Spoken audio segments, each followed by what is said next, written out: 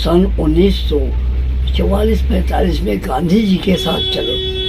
मैंने उस यात्रा को भी देखा, दंडी यात्रा को, कि हमारे मौजूदा सरकार जो हिंदुस्तान की है वो पूरे हिंदुस्तान में नफरत की बाजार फैला दिया, बेरोजगारी फैला दिया, झूठा आश्वासन देकर के लोगों को परेशान कर दिया, पुरानी बातों को मिटा रहे हैं, ये अपना वो बना रहे हैं आधिपत्य, इस तरह की बातें, नफरत की बात फैला दिया, इसलिए आवश्यकता पड़ी। मेरे साथ इस वक्त वो शख्स जुड़ चुके हैं, वो बुजुर्ग शख्स जुड़ चुके हैं जो कि पहले ही दिन से ही भारत जोड़ो यात्रा में मौजूद है। आइए इनसे बात करते हैं, इस भारत जोड़ो यात्रा के हवाले से इनकी ही ज़बान सुनते हैं। सबसे पहले तो मुझसे आप परिचित हो, मेरा नाम करुणा प्रसाद मिश्रा है। मैं मध्य प्रदेश में सीधी जिले का ग्राम मरवा विधानसभा चिरहट का निवासी हूँ और एक किसान का बेटा हूँ, किसान हूँ। हम सन 1944-45 में गांधी जी के साथ चले। मैंने उस यात्रा को भी देखा, दंडी यात्रा को, और इसके बाद सन 61 में पंडित जवाहरलाल नेहरू से मैं अपने सीधी जिले के सिंगरौली तहसील में रेहन बांध के लोकार्पण में हमने मुलाकात किया, और वो मुझे हमारे कंधों पे हाथ रख करके समाज के सामने मुझे दिल्ली बुलाया कि बेटा दिल्ली आ जाओ। मैंने बताया कि चाचा जी मेरी परीक्षा चल रही है, मैं पढ़ रहा हूँ, परीक्षा के बाद मैं दिल्ली आऊँगा। अरसे बीत गए और कुछ संयोग से नेहरू जी की मृत्यु हो गई और मेरे लिए दिल्ली दूर हो गई, किंतु मैं सदैव चलता रहा, इंदिरा जी के साथ चला, इसके बाद मैं राजीव जी के साथ चला, और संजय गांधी को आज भी हमारे गांव के लोग मौजूद हैं। मैंने सीधी जिले में उनको हवाई जहाज से उतरने के बाद मैंने एक चबूतरे पर साधारण जगह पर पकड़ करके बैठाया था, मैं वो जमीन देखा है।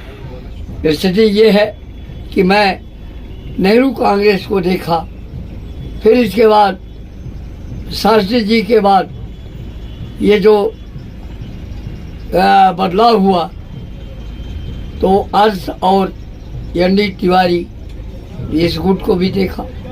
इसके बाद इंदिरा जी एडमेंट होकर के इन्होंने आई कांग्रेस पर काबू किया और ये एडमिनिस्ट्रेशन चलता रहा।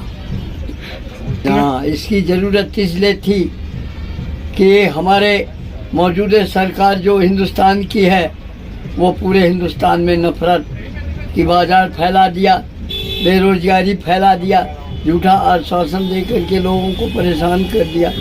जैसे ग्रामीण लोगों में कई बातों को लेकर के, मकान बनाने की प्रक्रिया को ले लो, वो 1.5 लाख रुपए में आज क्या महंगाई बढ़ गई है, 1.5 लाख रुपए में मकान नहीं तैयार हो रहा, लोग रो रहे हैं, लोग अपने जगह ज़मीन जो था वो भी बेच दिए लेकिन घर नहीं तैयार होता। इनके झूठे आश्वासन, 16 लाख रुपए का आश्वासन दिया, फिर खुशहाली बनाने का आश्वासन दिया, आज वो स्थिति नहीं रही। ये इन्होंने गैस सिलेंडर दिया, आज गैस सिलेंडर फालतू पड़े हुए हैं, लोग परेशान हैं। इन्होंने नवयुवकों का रोजगार छीन लिया और नफरत की दुनिया फैला दिया। ये जो है नोटबंदी करके गांधी जी का नाम मिटाना चाह, ये पुरानी बातों को मिटा रहे हैं, ये अपना वो बना रहे हैं आधिपत्य, इस तरह की बातें, नफरत की बात फैला दिया। इसलिए आवश्यकता पड़ी कि यहाँ चिंतन करने पर यह स्थिति दिखी कि देश में ये प्रेम भाईचारे को बढ़ाना और अपनी पौराणिकता को कायम रखना ये आवश्यक है। क्या लग रहा है इस वक्त जो हिंदुस्तान में जो हिंदू मुस्लिम की कोशिश की जा रही है, इसके हवाले से आपका क्या कुछ कहना है? हम तो ये जानते हैं कि हमारे जो गांधी जी ने यह क्रांति लाया था, यह देश छोड़ो, राष्ट्र छोड़ो, वापस जाओ अंग्रेजों को, उस तरह की बात ये सामने आ गई कि अब इस नफरत के लोगों को हमें इस भारत से हटाना जरूरी है। और ये इस नारे को लेकर भारत ये इस यात्रा को लेकर के, हम इस नारे को लेकर के जो जोर पकड़े हुए हैं और कश्मीर आज अच्छा रिस्पांस मिला, लोगों में प्रेम भाईचारा हमको बढ़ते दिखा, लोग बड़े प्यार से मिले, लोगों का प्यार बढ़ता चला जा। मुझे लगा कि लोग क्या कर रहे हैं कि इनकी स्वतंत्रता को नष्ट करके और ये अपनी बात किसी से कह नहीं सकते।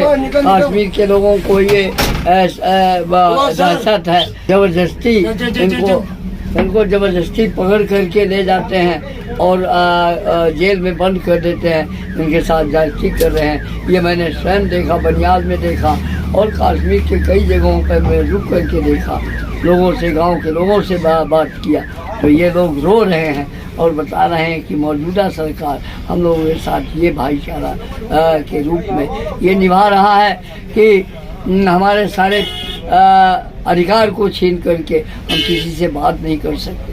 अगर हमने किसी से प्रेम से बात किया तो हमारे ऊपर धाराएं लागू कर हमें त्रस्त कर रहे हैं।